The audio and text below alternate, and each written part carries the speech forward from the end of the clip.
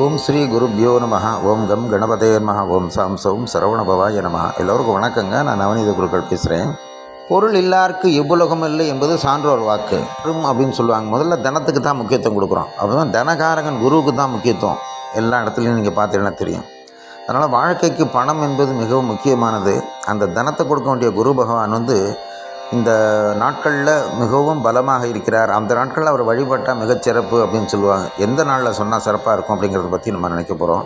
அதாவது வியாழக்கிழமையும் பூச நட்சத்திரமும் இணைந்திருக்கக்கூடிய நாட்களிலே குருவை வழிபடும்போது குரு புஷ்ய யோகம் என்று சொல்வார்கள்.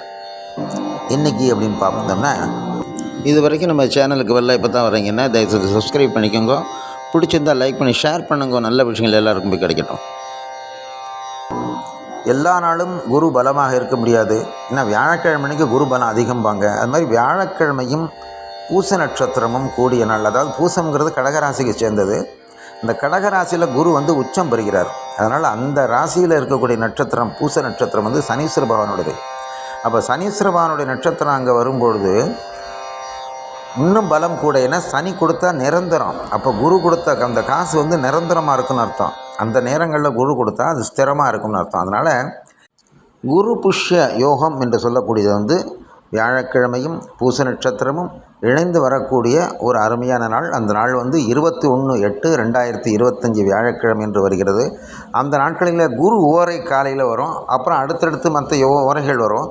வியாழக்கிழமை குரு ஓரையில் நம்ம எதுவும் செய்ய முடியாதபடி இது ஒரு சூழ்நிலை. என்னன்னு கேட்டிங்கன்னா, யமகண்டம் என்பது 6லேருந்து 7:30 வரைக்கும் இருக்குது.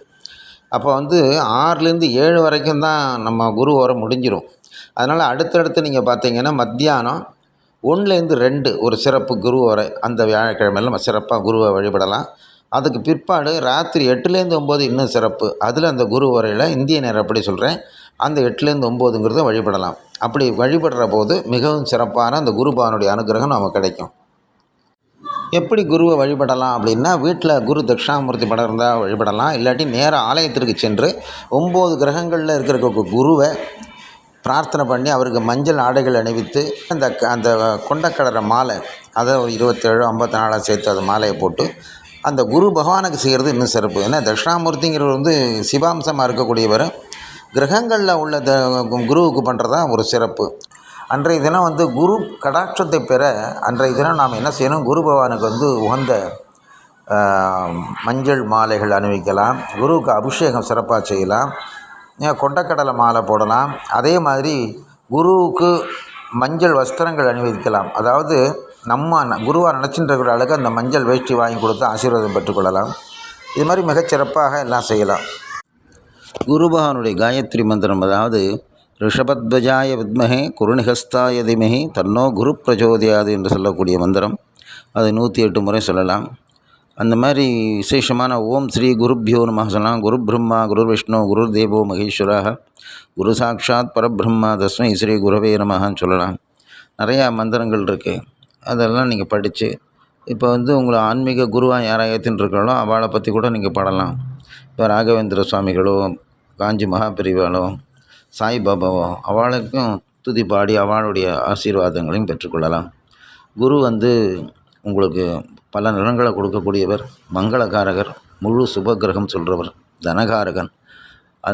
அப்படிப்பட்ட ஒரு சிறந்த குருவை உங்கள் வாழ்நாளில் இன்றைக்கி, அதாவது இந்த 21/8/2025 வியாழக்கிழமைக்கு வழிபட்டால், குறிப்பாக குரு ஓரைகளில் நான் சொன்ன நேரங்களில் வழிபட்டால் உங்களுக்கு உள்ள கஷ்டங்கள், அதாவது குரு தோஷங்கள், ஜாதகத்தில் உள்ள குரு தோஷங்கள் எல்லாம் நீங்கும்.